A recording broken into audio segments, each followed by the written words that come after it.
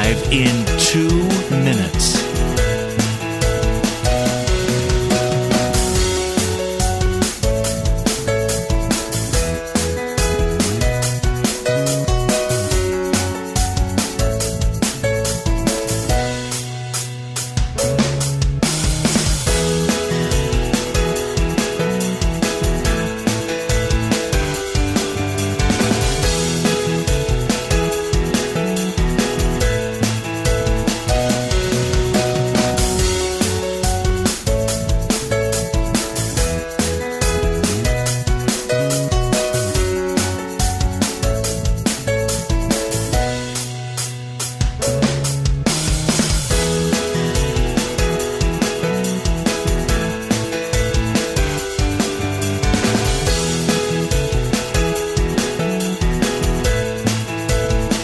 Lynn Cullen live in 1 minute.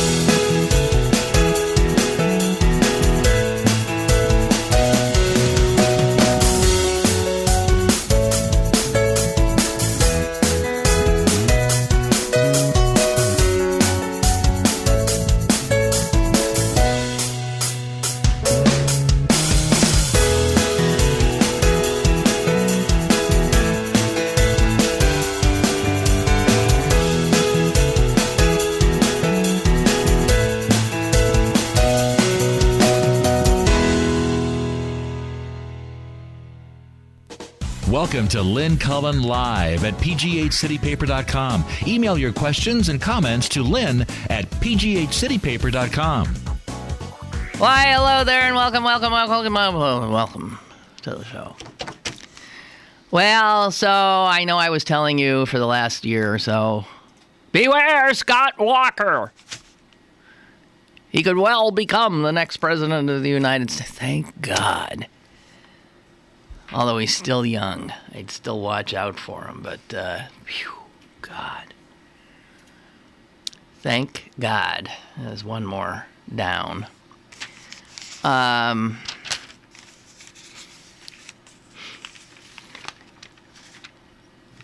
he wasn't one of the major clowns either. You know, he was what could be considered a legitimate candidate. But it was, he was trumped, literally.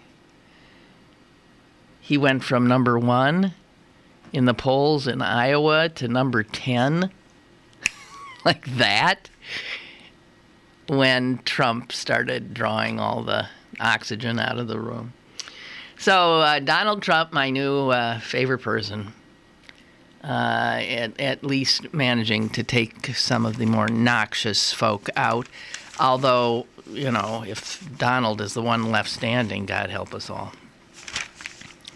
So, hello, how are you? I know it's Tuesday, but my sister is in transit from here to there and unable to join us today. So, I'm sorry, but it's just moi and you. And let's see here. I would like to start with not one, but 2 obituaries of the day. You ready? One you probably heard of. Jack Larson. Jack Larson, ladies and gentlemen. I have to admit, I didn't know his name either. But I sure remember him from TV because I'm that old. He played... Jimmy Olsen. Jimmy Olsen on the television program Superman. And that's the one that George Reeves played Superman in. George Reeves, who later committed suicide. Although there are some who say, I don't know about that. So had a very mysterious death in 1959. It was ruled a suicide. But his little sidekick, when he was playing Clark Kent at the Daily Reporter, was the Cub reporter, Jimmy Olsen. And that was an actor named Jack Larson. He was always worried that he might get typecast. And, man, he was right. Nobody took him seriously. He was always supposed to be an idiot. I mean, after all, did Jimmy Olsen ever figure out that his buddy Clark Kent was Superman? No, I do not believe he did. But what I didn't know about Jimmy Olsen, and this is what's so amazing, people, I mean, you think of him as he wasn't much of an actor, and that's what's on your epitaph. But the fact is, he went on, he was a young guy, he went on and lived another 50 years, 60 years after leaving Jimmy Olsen behind. And in those years, my gosh, it turns out, I mean, he wrote operas. He was a producer, a television and film producer. I'm trying to think, there was one movie he produced that's really a good one, and I, of course, can't think of it now. He also had the distinction of being Montgomery Clift's lover. All right, we're going to do a little Celine thing here. Do you know who Montgomery Clift is? No. Of course she doesn't. Montgomery Clift was an actor. He also, I think, died young. But he was an excellent actor. Yeah, well, so he was, Jimmy Olsen was his lover. Isn't Montgomery Clift, no, I know James Dean got into that car accident, but didn't Montgomery Clift, when acting with, am I getting this discombobulated? Acting with Elizabeth Taylor, had some terrible car accident where she, like, reached in his throat and pulled his teeth out, or his tongue.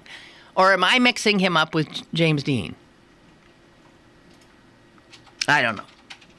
But it seems to me that, whatever. So, yeah, I mean, this guy was really,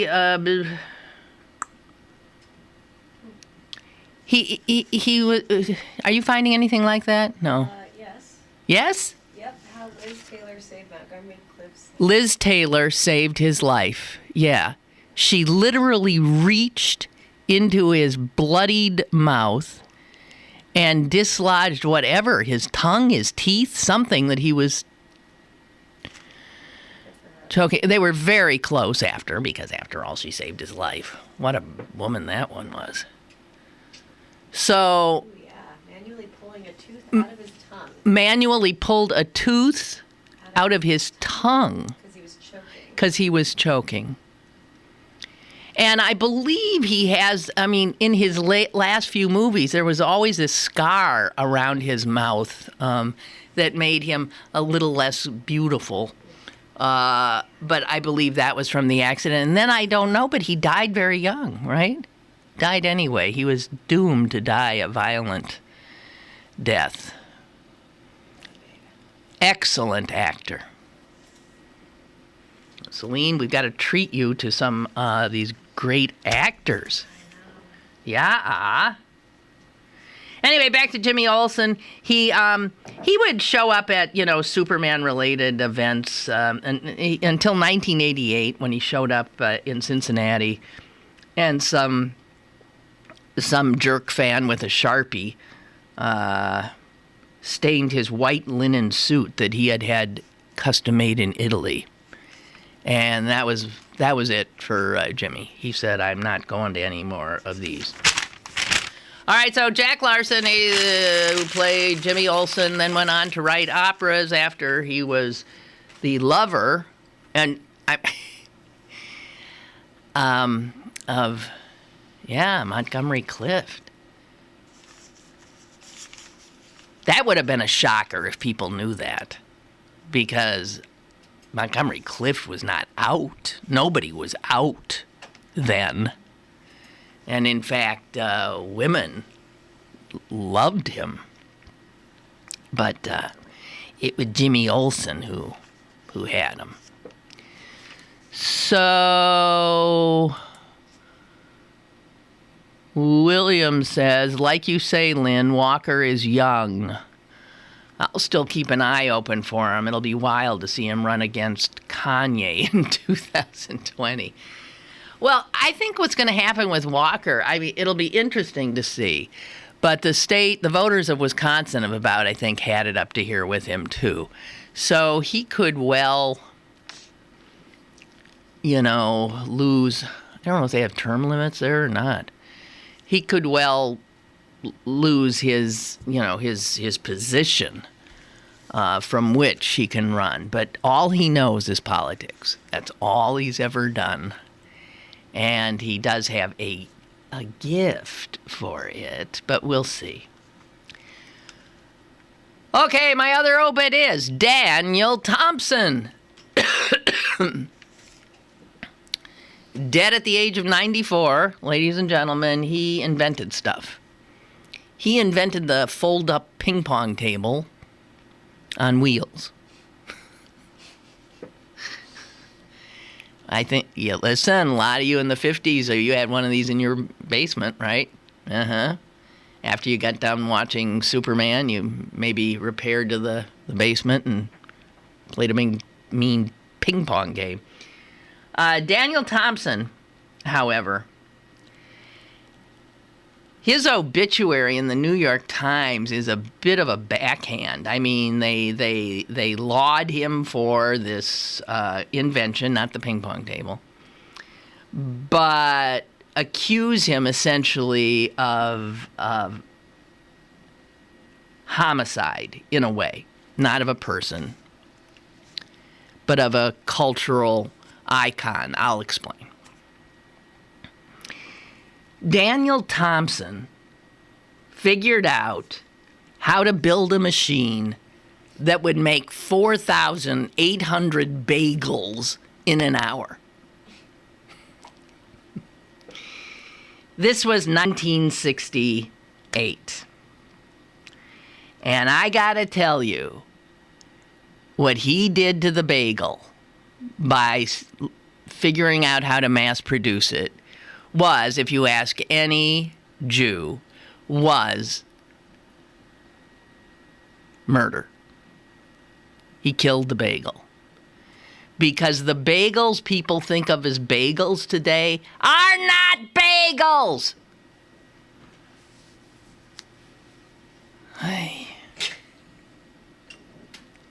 It says right here, the New York Times, bound up in the story of this machine is the story of Jewish assimilation, gastronomic homogenization, the decline of trade unionism. I'll get to that. The rise of franchise retailing and the perennial tension between tradition and innovation. Among many Jews, what passes for a bagel now is considered an outrage. Is a shanda in Yiddish. A disgrace. Now, a Jew can get very, very passionate on this subject. Most Americans in the 50s did not know what a bagel was. The only people who knew what bagels were Jews and people living in New York City.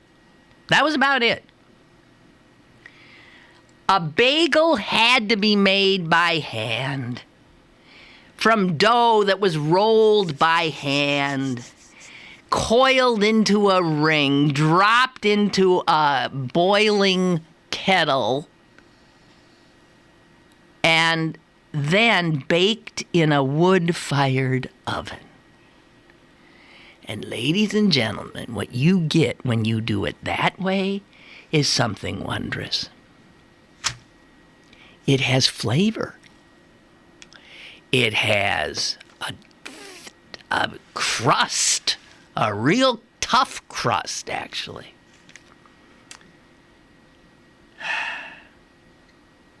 But I gotta tell you, the softer bagel of today, to an aficionado of a real bagel, is just, it's the equivalent of Wonder Bread.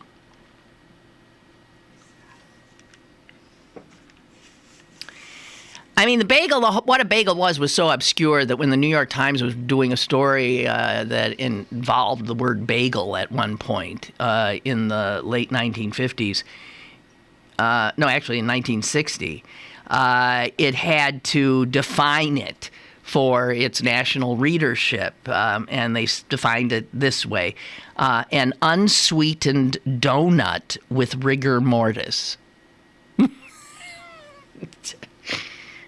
Not exactly sure about that. So, even in 1960, the only people who were making bagels, real bagels, were members of the International Bagel Bakers Union. There was one.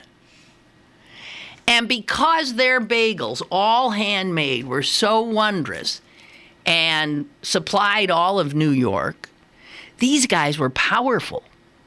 So that's where the trade unionism comes in, because these bagel makers, this union was founded in 1907. And in fact, until well into the 50s, the minutes of the bagel makers union's meetings, did I say this right? The minutes of the meetings were in Yiddish. So, this was a craft that was fiercely protected and handed down from father to son. Every bagel made in New York City up until the 60s was a union bagel, every one. And when that union went on strike because of working conditions or something, believe me, they'd win. Because people would freak out because the bagels would disappear overnight.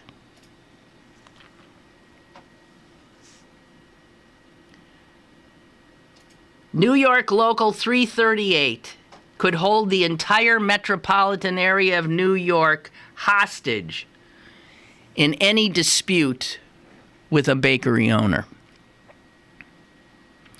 Then entered Daniel Thompson, early 60s, and he invented his damned machine.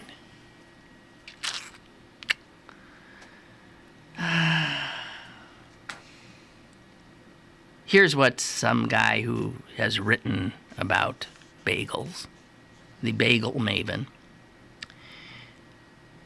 Actually, here's a headline from the New York Times in 1951.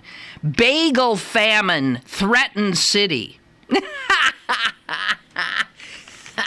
That's when the union went on strike. Okay. But he said what he did was he turned the bagel, which had been smaller, crusty, flavorful, into something that is large and pillowy and flavorless. The kind of baked good that Americans like. Like Wonder Bread. He's the one who said it. Like Wonder Bread. So, automation killed the bagel. A really hard-working bagel maker can produce about 100 bagels in an hour. His damn machine could produce 4,800. So yes, the fact that the bagel now is known by everybody. It has lost its Jewishness, but it has also lost its flavor, its soul. And I remember the first time I bumped into, I was at a bagel place, or what passes for a bagel place, and I saw cinnamon raisin bagel. And I thought, oh, the horror. Oh, God. Bagels came in what? Bagel was a bagel. There was no sesame, everything, onion, blah, blah, blah, blah, blah. And so, but then all these, like, I absolutely to this day will not touch those things. But you can't get a good bagel anymore. Is there anywhere to get a good I'm not aware that there's anyone that's making them by hand. There's got to be somebody. But you couldn't be, I don't know. And if you didn't have one, when I see Lender's Bagels in the frozen food section, I think, what? I mean, it's like, it's grotesque.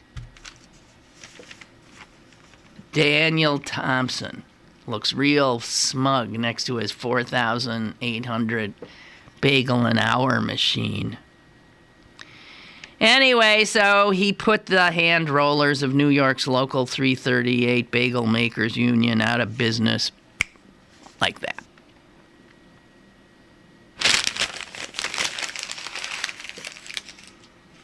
So, I mean, the New York Times was not, engaging in it. This is a story of cultural homogenization, Jewish assimilation, where something that was a Jewish thing gets pulled into the bigger picture, but is destroyed in the process. Homogenization. Then the end of trade unionism, as these, these craftsmen, bagel craftsmen, put out of business by automation.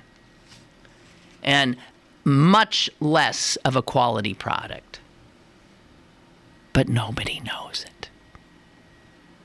Because that would mean you would have to have a comparison. You would have to taste a real bagel and then taste what passes for bagels today. Caller, hi.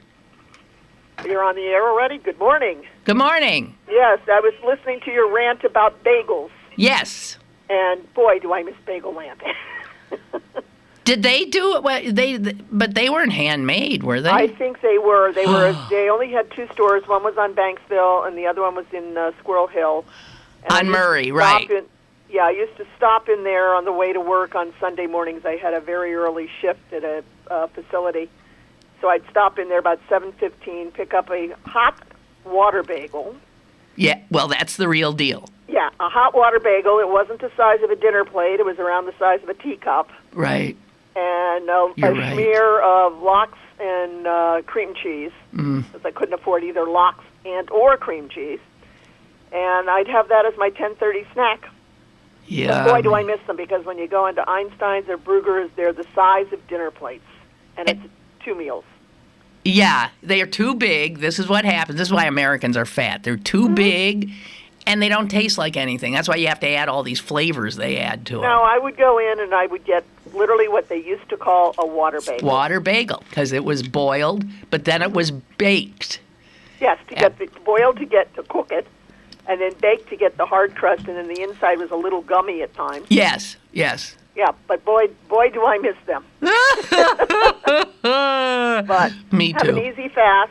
Thank you. Thank you. Oh, jeez. And see if you can find a bagel to break it with. All right. Wouldn't that be great? Hey, thank you so much. Right, Bye. The caller refers to an easy fast, meaning at sundown tonight, the Jewish fast of Yom Kippur, very somber, serious holiday begins, and Jews cannot eat for, really, it's about 25, 26 hours, or drink anything. Nothing can pass your lips. Try it sometime. It's tough. It gets tough right around 3 p.m. tomorrow. Right around 3 p.m.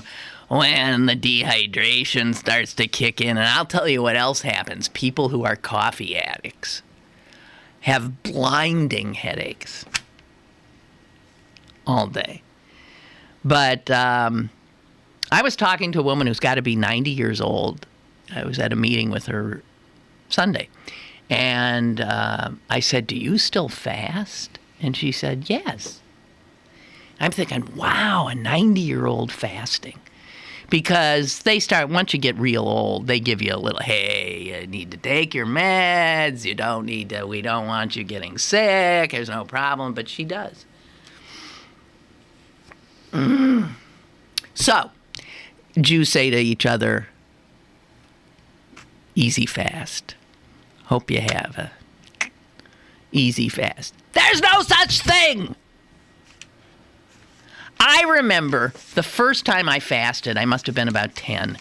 I was so proud of myself. But listen to this. You know what the women have to do? The women are fasting. They're starving to death. But the fast ends with a wonderful meal. Who's going to cook that meal? The women.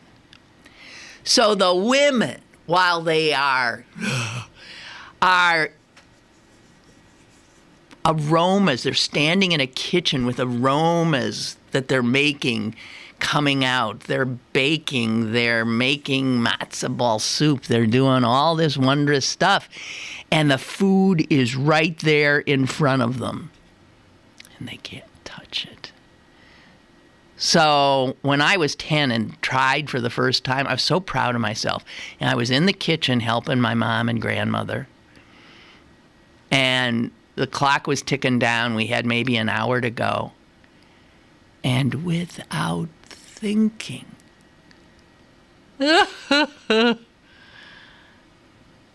there was a tray of ice cubes that someone had put out. I just took an ice cube and stuck it in my mouth. I wasn't even thinking.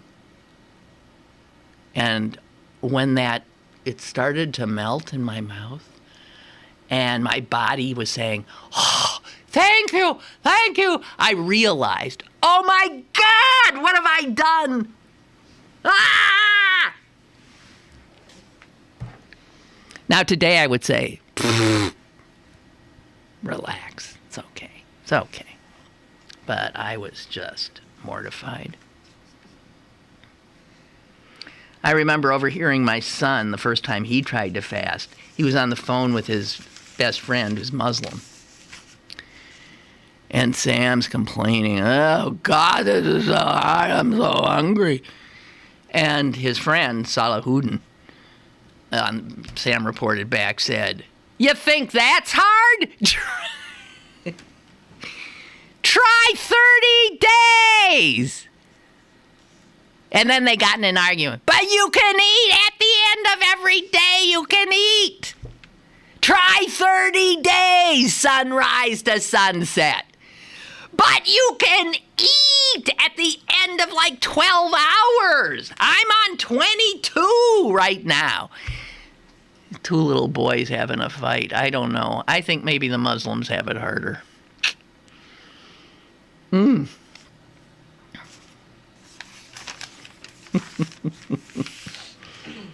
Oh! And speaking of, what were we just talking about? Huh? I have a call? Hello! Hello. Hi. How you doing? I'm doing great. Hey, that's why I give the younger generation so much credit. They don't buy into this bullshit that goes on, that went on back, when they started all this stuff. Even like when I was Catholic, where we gave up meat on Fridays, and during Lent you gave something up. All a bunch of bullshit. That's how I feel about it. I mean, who comes up with all this stuff? People. It just made up a bunch of bullshit to me. Well, I'm not going to necessarily agree with you here. I am not a very religious person. But I'll tell you, if you those kinds of traditions force you to stop living the life that you normally do. And once you force yourself into stop doing what you usually do, it makes you think. There are perceptions that arise. And if, like what Jews do, they spend the day in the synagogue praying and doing all this stuff, it can be a very powerful experience, which your physical discomfort helps you to get to maybe a stronger mental state or even a spiritual state. I'm not going to poo-poo that. People want to do that, fine. I don't care. It's not for me. I can find another way to get mentally stronger and all that. All right. Through exercise. But what I wanted to say, you got the Pope, which is a wonderful man, and I think he's the best Pope we ever had. But he's going around and saying stuff. And what I was thinking, now they took in, like, these refugees. With all the riches of the Catholic Church, couldn't they really do something? I mean, the palaces they live in, the palaces the nuns live in, all the riches. They don't practice what they preach. First of all, I don't think... He's not like that. I'll give him that. He won't, do... He's not like that at all, and I don't think nuns live in palaces. Oh, yeah. Did you ever see the place that Katy Perry wanted to buy off the nuns? Oh, it's a beautiful place. Some of them do. I mean, it's none of them I know do. What's that? None of the nuns I know live in palaces, I can assure you. Some places they... Yeah. It's kind of like the people that go on television that have a lot of money, that are actors, singers, whatever they may be, and they're asking you to give your money when they can do it so much more because they have some. For every million they make, they could give $1 million every year. Just keep it. And I know some of them do, but not enough. Yeah. I hear you.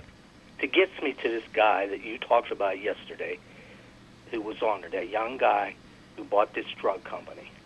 Oh. Whatever it is. I thought to myself, that guy, someday he'll be a Republican running for some damn elective office, and he'll be one of those pricks that are in there right now. The same thinking that he has. Screw everybody else, as long as I'm making money. Yeah. It's, I don't know. I mean, he's like, an Ayn Rand devotee. This is what a lot of people think this is how you're supposed to make your way through the world. Mm-hmm. Just getting as much as you can and not giving a damn about the impact that your riches and how you're getting them have on the rest of the world. Yeah, you have to be a jerk. He's a jerk. He's definitely. Class A jerk. And whatever that biblical verse is about how hard it is for a rich man to get into heaven, there is exhibit number 1. Exactly. Yeah. Okay, you. Okay. All right. I didn't want to give you all this depressing news. No one's depressing me today. Goodbye. All right. Well, all right. Bye. So anyway, I guess so you understand I won't be here tomorrow. I'll be atoning for my multitudinous indiscretions and sins and being hungry. But that's what I'm going to do. What did I... So this thing at UPMC, I mean, if you were a patient there, I mean, they got a ton of patients over there still. Wouldn't you be a nervous wreck? Jeez. They've now shut down their transplant program.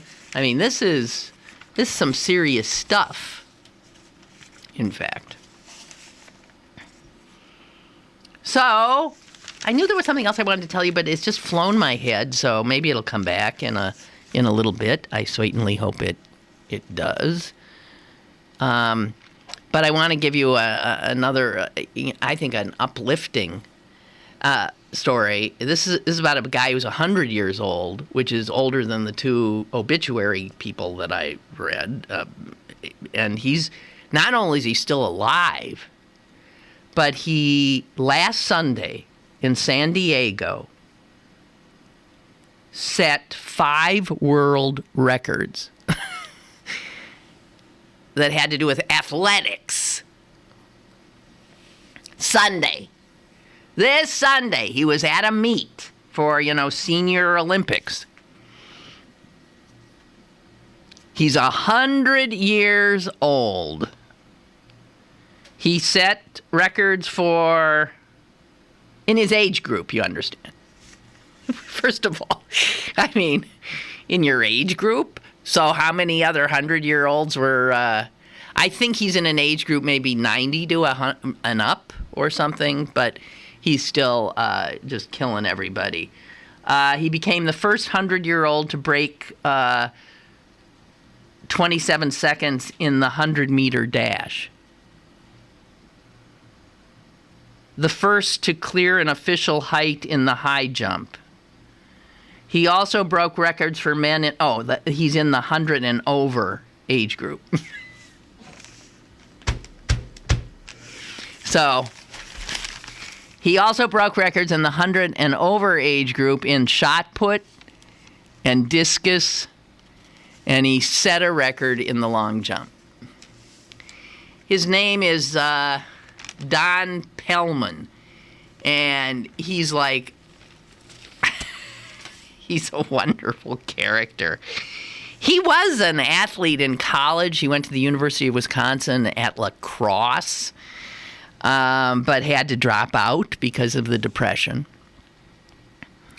And then his track was over. And he got married, and he got a job, and he raised a family with his wife, Marge. And by the way, she's in her early 90s. And he retired from his job at GE in the 70s, in 1970. And at the urging of one of his kids, he did enter one of these senior track meets. He had not kept running. He had not done anything. And he just started cleaning up. He even does the pole vault. It said he used to practice the pole vault in a kids with a bamboo pole and jumping into the sandbox at the park across the street and planting it in the sandbox and then doing this thing. He never practices. He says, I only get to practice that stuff at meets because it's not like I got a pole vault. I don't have a discus. I don't have a shot put. So he only does it then. He does practice his sprints. The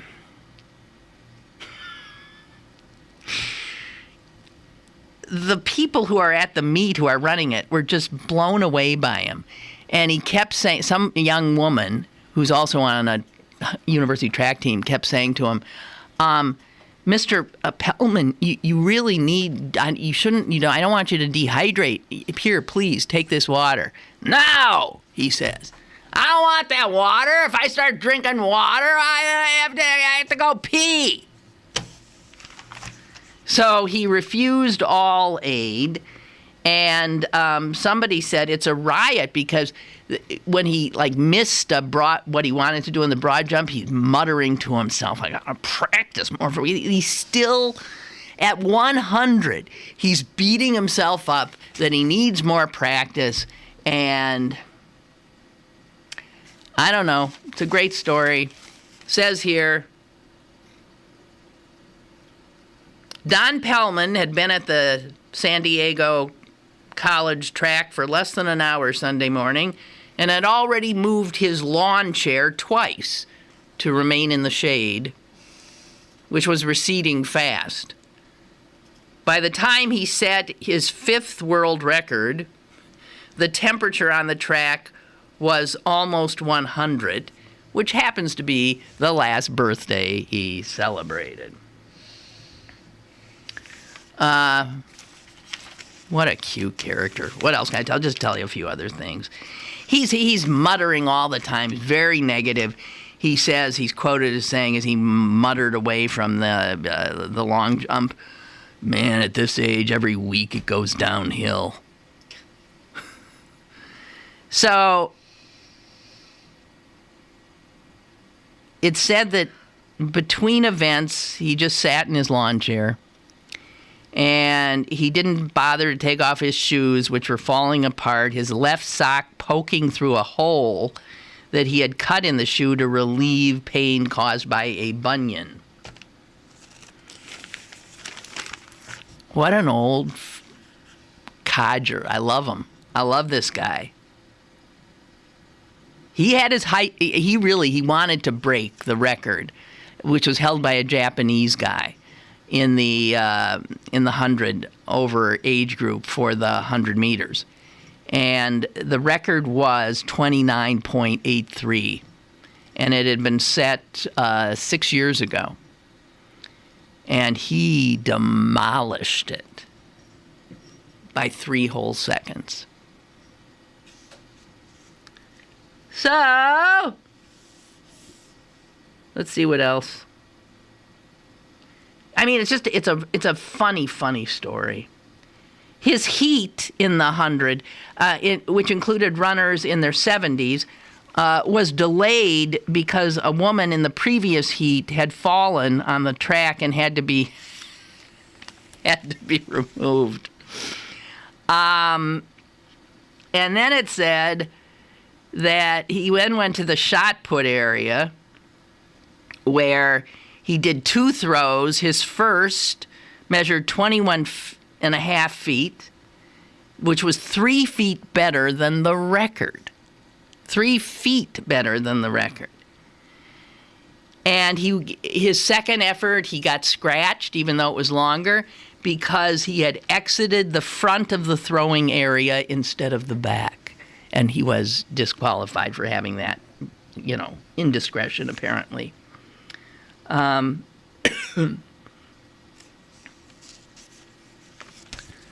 when it came time to do the award ceremony and the medals and stuff, he returned to his lawn chair and asked one of the young women who'd been sort of helping him through the day, he said, "Would you go get the gold medals? I've had enough." So there you have it. 100 years old. Look at him. He looks amazing. I mean, I don't know people 30, 40 years his who could beat that. He's just something, something to shoot for, guys. So I was told yesterday, and I did not know, that the mayor of Braddock is going to run for U.S. Senate. That means he would be entering the Democratic primary, which is getting a little crowded. Admiral Joe Sestak has been in the race for some time. He was a former congressman and obviously an admiral. And he's the one who lost by an eyelash to Senator Toomey. And he wants to take him on again. He had beaten Specter in the Democratic primary. I think Joe Sestak is a fantastic guy myself, which is why I will still be in his camp and not John Fetterman's. And also, all the power brokers hate Sestak. You can bet they hate Fetterman. And their candidate is Katie McGinty, who's got all the money, all the endorsements. And so unless there's a groundswell for, I would say, Sestak, I don't think Fetterman has a chance in hell. But Sestak might. But Fetterman is Fetterman, and Fetterman gets attention. And one of you sent me this. He was interviewed on Sirius XM on a show called The Agenda last week. And he, talked up his history and Braddock's history. And the host commented that he would be the biggest person ever to run or be elected to the Senate, that there's never been anyone in the U.S. Senate as huge as he. And, by the way, speaking of huge, he is 6 feet 8 inches and weighs 375 pounds. He be big. And when that host said, you'll be the biggest person ever to be in the Senate, Fetterman said, yeah, and I'd also be the ugliest, which may be true. And Chris Hayes on MSNBC had him on. Listen, Fetterman would be head and shoulders over to me, and but I just think Joe Sestak has been running. He's walked across the damn state. He has dogged, and he's a good guy. And I don't like that Fetterman's going to be bleeding some votes away from him in all likelihood. So I'm not thrilled about this. I'm really not. He doesn't have a chance. Most people seeing him would get so scared they'd run. I mean, he's a scary-looking guy. Brilliant. And an ego as big as the bod. So, I don't know. By the way, did you see when Walker pulled out, he said, here's what he said.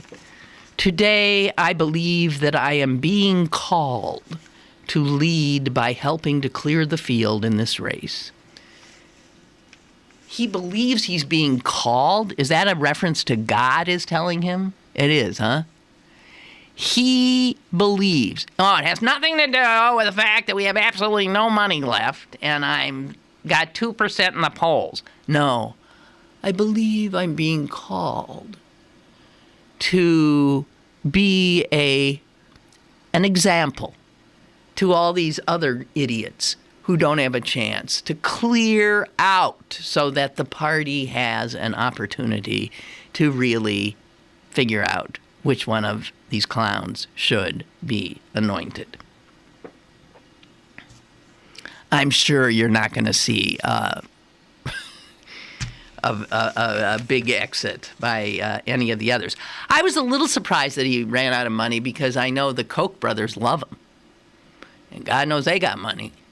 But they must have seen he just wasn't going to he wasn't going to do it. He wasn't doing it, so they must have pulled the money. Okay, can we handle something a little negative now? I mean, no, actually, this is just something FYI. I don't know if it's negative, but it shows we live in such a toxic environment in so many ways. But I'm talking about true toxicity now. Poison. And we have poisons in our house. And we're told to safeguard them and this and that and blah, blah, blah. But here, this was something that I saw today, which if I had a child, I would take to heart. A number of studies, 16 in all, have all agreed with the fact that if a child is exposed to insecticides indoors, now we're not talking about outside, we're talking about inside, such as, and here's how they describe it, indoor flea foggers, flea and tick pet collars, roach and ant sprays, professional pest control services. If any of those things are something in your house and you also have young children in that house, turns out you might not want to do that anymore.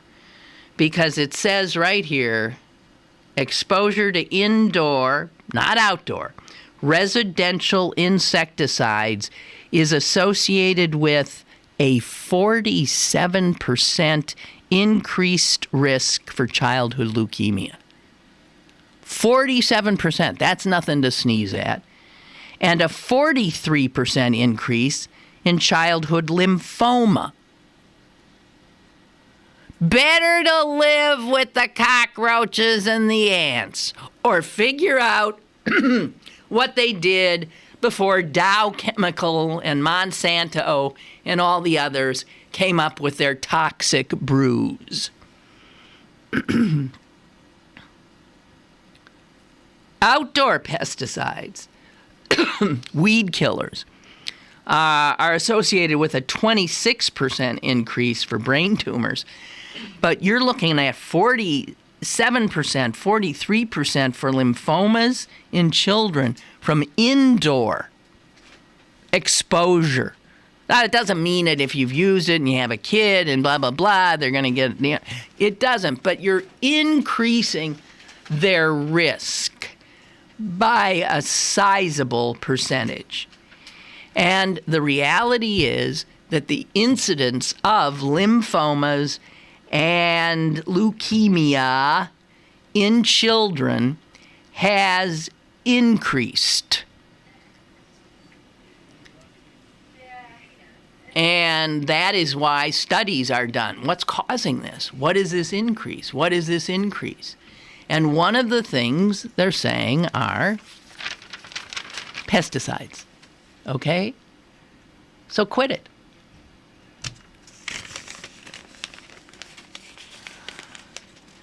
I mean, I can't even imagine. Sitting here in this studio, can you imagine how many, toxic things there are right in this room?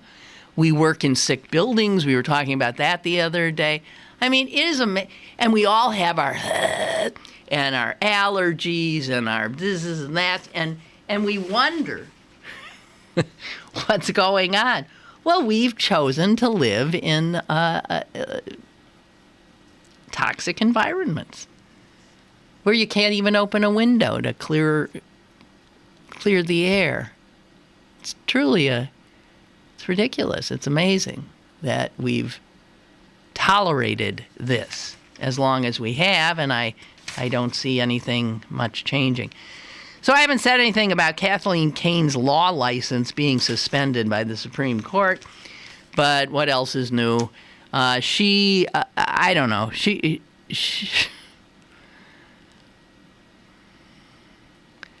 She doesn't have the sense to leave. It's sort of like the idiot in Kentucky. You know, if you were elected to a public position that requires you to do certain things, and you are, in fact, either through your conscience or because of criminal charges, in Kathleen Kane's case, unable, essentially, to perform many of your duties, and with her law license suspended, believe me, as the leading law enforcement officer in the state, there's a whole bunch of stuff now that she can't really do. Why doesn't she understand that the right thing to do is to leave?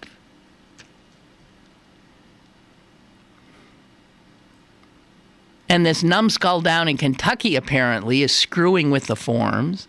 She is flouting again the judge's order, and I would not be surprised to see her back in jail.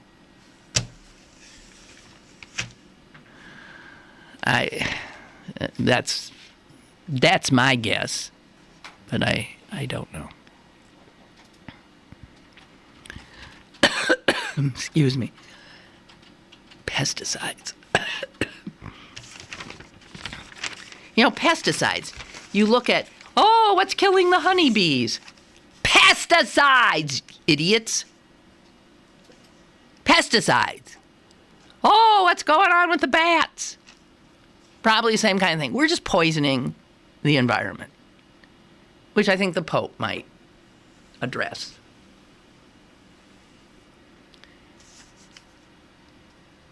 Hey, is his speech to the Congress on Thursday?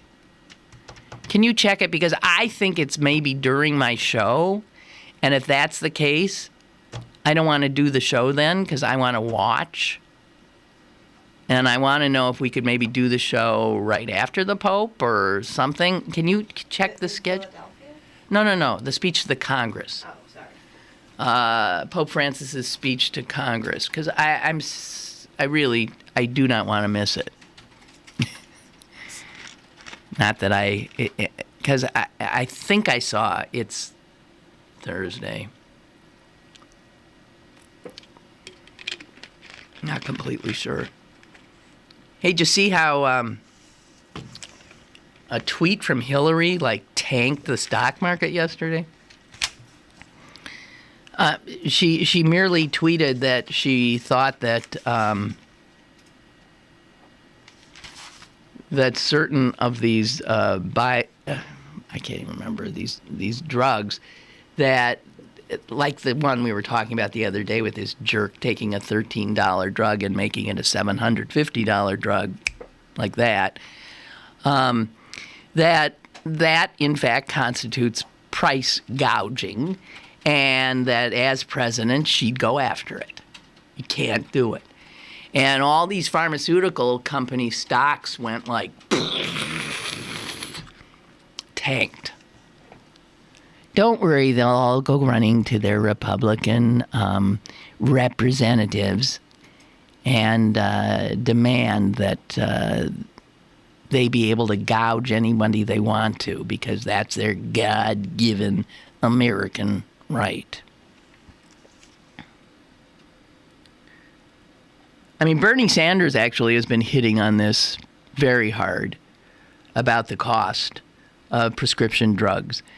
And anybody who does take prescription drugs knows that the costs have skyrocketed in the last year or two.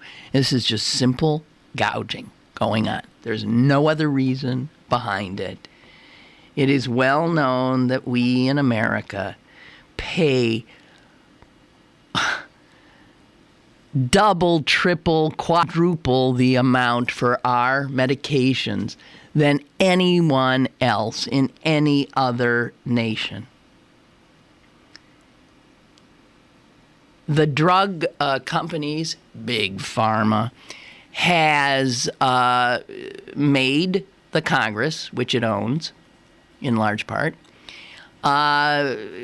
create legislation that makes it so easy for them to screw sick people. It's just unbelievable. The U.S. apparently gives longer patents on drugs so that only the one drug company can produce it. Gives them a longer period of exclusivity. We are the only country that, the government does not negotiate with drug companies for Medicare, Medicaid, what it will pay. I mean, stop and think of the power of the leverage that our government, because of Medicare and Medicaid, has over drug pricing. Because if it were to say, hey, you either drop that baby all the way back down to $13.50, or we're never paying you a penny for any of it. We'll go elsewhere. The U.S. government will go buy its drugs in Canada. We got leverage here that is not used. It's mind-blowing. Even Medicare does not negotiate drug prices. What happens is your individual insurance plan haggles, each one individually, with the pharmaceuticals. for this discount or that discount. This is insanity.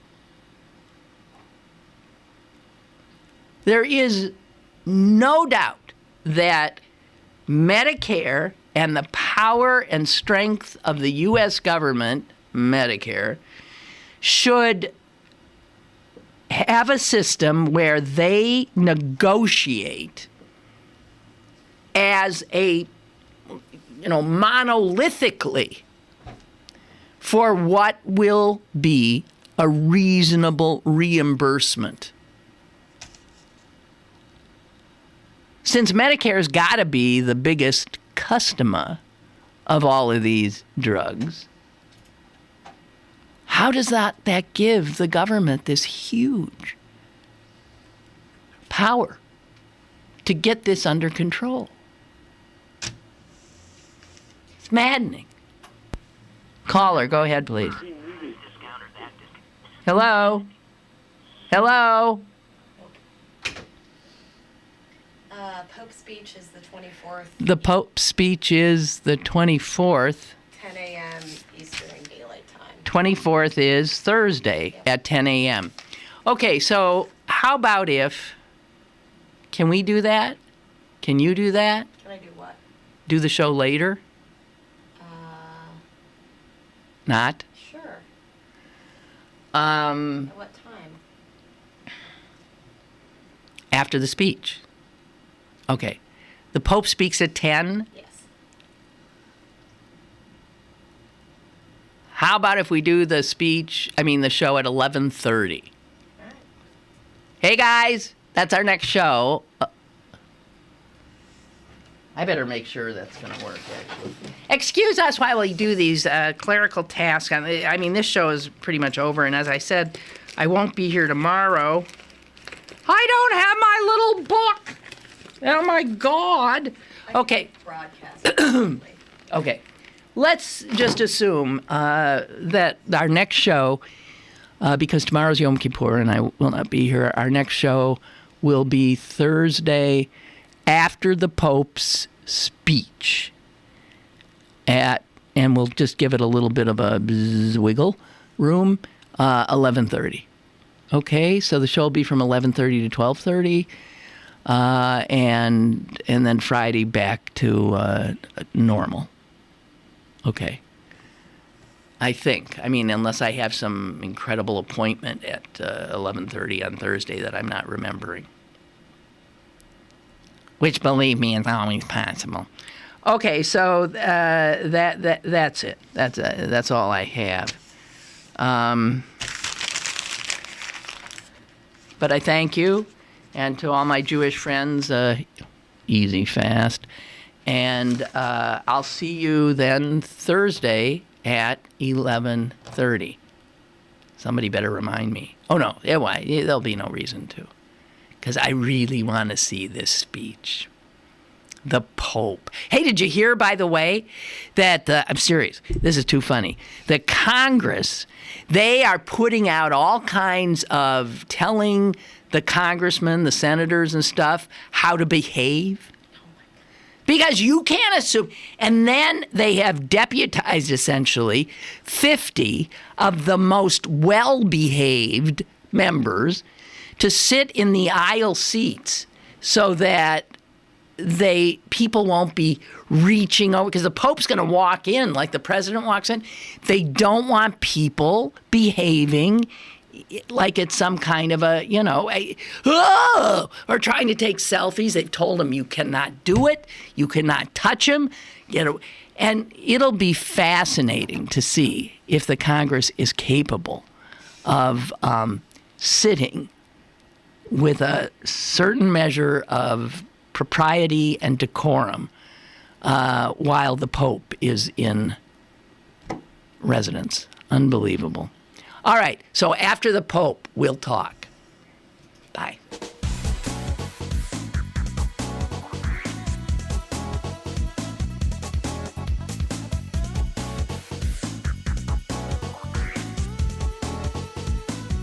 Lynn Cullen Live, Monday through Friday from 10 a.m. to 11 a.m. and archived at pghcitypaper.com. The opinions expressed on Lynn Cullen Live are those of the host and do not necessarily reflect the viewpoints of Pittsburgh City Paper, Steel City Media, and its advertisers.